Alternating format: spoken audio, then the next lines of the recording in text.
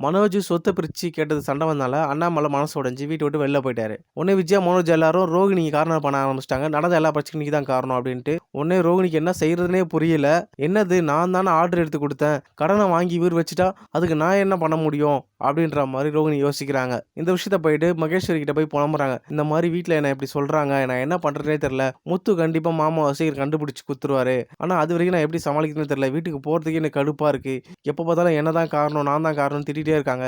எனக்கு இதுல இருந்து நான் எப்படி வெளில வர போறேனே தெரியல அப்படின்ற மாதிரி ரோகிணி மகேஸ்வரி கிட்ட புலம்புறாங்க. உடனே மகேஸ்வரி ஐடியா கொடுக்குறாங்க. இந்த பார், இந்த மாத்திரையை டீல கடந்து கொடுத்துரு, 2 நாள் கண்டிப்பா பயங்கரமா தூங்கிடுவாங்க. அதுங்காட்டியும் முத்து கண்டுபிடிச்சிட்டு வரல உங்க மாமாவை, அப்போ பிரச்சனை எல்லாம் சரியாயிடும் அப்படின்ற மாதிரி மகேஸ்வரி ஐடியா கொடுக்குறாங்க. சரி ஓகே, இதுவும் நல்ல ஐடியா தானே இருக்குன்னு சொல்லிட்டு ரோகிணியும் அதே மாதிரி மாத்திரை கலந்து விஜயாவுக்கு கொடுத்துட்றாங்க. விஜய் அதை குடிச்சிட்டு மயக்கம் அடிச்சு கீழே வந்துடுறாங்க. கொஞ்ச நேரம் கழிச்சு மீனா போய் விஜய் எழுப்புறாங்க.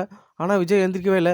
அத்தா அத்தா அத்தா அப்படின்னு சொல்லி கத்துறாங்க. ஆனால் அப்பவும் எந்திரிக்கவே இல்லை, அப்படியே தூங்கிட்டே இருக்காங்க. உடனே பயந்து போன மீனா ரவி முத்து எல்லாருக்கும் ஃபோன் பண்ணி சொல்லிடுறாங்க. எல்லாரும் வீட்டுக்கு வந்துடுறாங்க.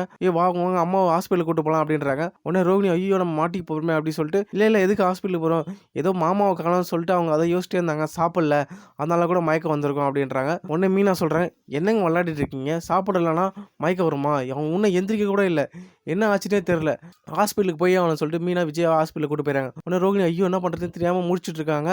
அப்புறம் ஹாஸ்பிட்டலில் போய் டாக்டர் செக் பண்ணதுக்கப்புறம் சொல்கிறாங்க, இவங்க மயக்க மருந்து ஏதோ சாப்பிட்ருக்காங்க அப்படின்றாங்க.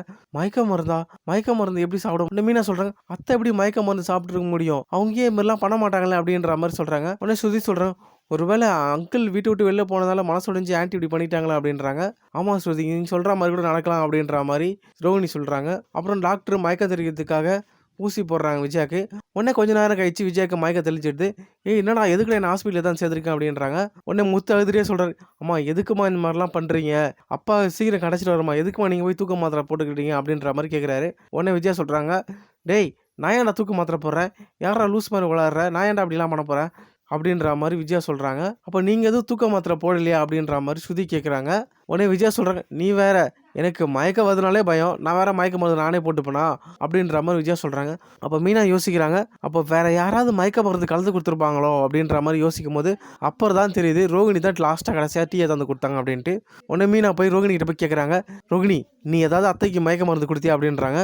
இல்லை மீனா, அதை வந்து இழுக்கிறாங்க, இப்போ சொல்ல போறியா இல்லையா ரோகிணி அப்படின்ற மாதிரி மீனா மிரட்டுறாங்க. உடனே ரோகிணி சொல்கிறாங்க, ஆமாம் மீனா, நான் தான் அப்படி பண்ணிட்டேன், ஆன்ட்டி வரை எல்லாத்துக்கும் நான் தான் காரணம் சொல்லிட்டே இருந்தாங்க, சரி எப்படியும் மாமா இன்னும் 2 நாளில் முத்து கூப்பிட்டு வந்துடுவார், அது வரைக்கும் ஆன்ட்டி மயக்கத்தில் இருந்தால் நம்மளுக்கு கொஞ்சம் நல்லது அப்படின்னு சொல்லிட்டு அதுக்கு தான் நான் பண்ணேன் அப்படின்ற மாதிரி சொல்கிறாங்க ரோகிணி.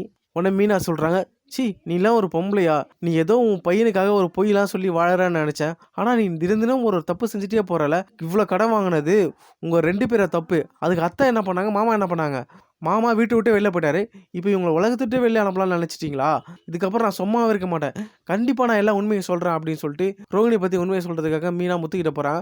உடனே ரோகிணி சொல்கிறாங்க, மீனா அதை பாருங்க, நீங்கள் முத்துக்கிட்ட மட்டும் உண்மையை சொன்னீங்கன்னா கண்டிப்பாக இதே ஹாஸ்பிட்டலில் நானும் செத்துடுவேன் அப்படின்ற மாதிரி மீனாவை ரோகிணி மிரட்டுறாங்க. உடனே மீனா சொல்கிறாங்க, இன்னும் எவ்வளோ நாள் தான் என்னை மிரட்டி என்னை சாவடிக்க போகிறீங்க, உங்களால் முடிஞ்சது நீங்கள் பார்த்துங்க, நீங்களே அது எதாவது பண்ணிக்கிறதாவது, நீங்கள் நல்லா இருக்கிறதுக்காக இவங்களுக்கு தூக்க மருந்தை கலந்து கொடுத்துருக்கீங்க, இதெல்லாம் எவ்வளோ பேர் தப்பு தெரியாமல் அதான் நீங்கள் பண்ணுறீங்கன்னா கண்டிப்பாக நான் இன்றைக்கே போய் எல்லா உண்மையை சொல்கிறேன் அப்படின்னு சொல்லிட்டு முத்துக்கிட்ட போயிட்டு மீனா எல்லா உண்மையும் சொல்கிறாங்க.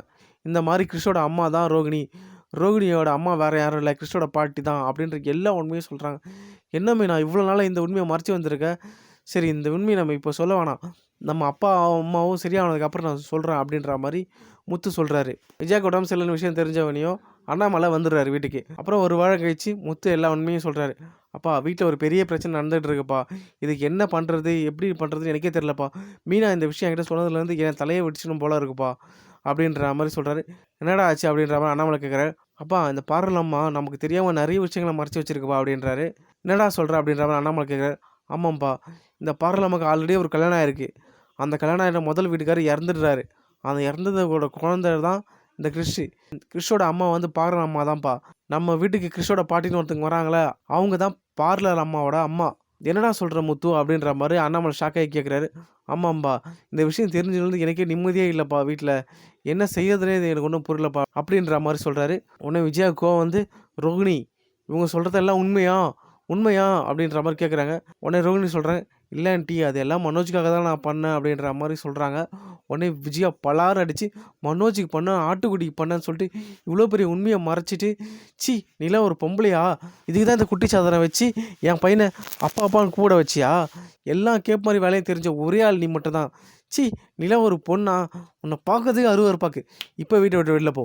வெளில போ" அப்படின்னு சொல்லிட்டு விஜயா ரோகிணி தலைய புடிச்சு வீட்ட விட்டு வெளில தள்ளுறாங்க. உடனே ரோகிணி, "ஆன்ட்டி தயவு செஞ்சு நான் ஒரு நிமிஷம் சொல்றத கேளுங்க" அப்படின்னு சொல்லிட்டு மனோஜ் கிட்ட போய் சொல்றாங்க. "மனோஜ் எல்லாமே உனக்காக தான் மனோஜ் பண்ணேன். மத்தவங்க யார் புரிஞ்சுக்கலனாலும் பரவாயில்ல. நீயாவது என்ன புரிஞ்சுக்கோ" அப்படின்றாங்க. உடனே மனோஜ் சொல்றாரு, "உன்ன நான் புரிஞ்சுக்காம இருந்தது தான் இவ்வளோ நாள் நான் பண்ண தப்பு. ஆனா என்கிட்ட நீ இவ்வளோ மறைச்சிருக்கல. இதுக்கப்புறம் என்கிட்ட நீ ஓரம் கூட பேசாத" அப்படின்னு சொல்லிட்டு மனோஜும் சொல்லிடுறாரு. "என்னடி அவன்கிட்ட போய் பேச்சு? ச்சீ! வெளில போ" அப்படின்னு சொல்லிட்டு கிருஷியும் ரோகிணியும் வீட்ட விட்டு வெளில தள்ளுறாங்க விஜயா.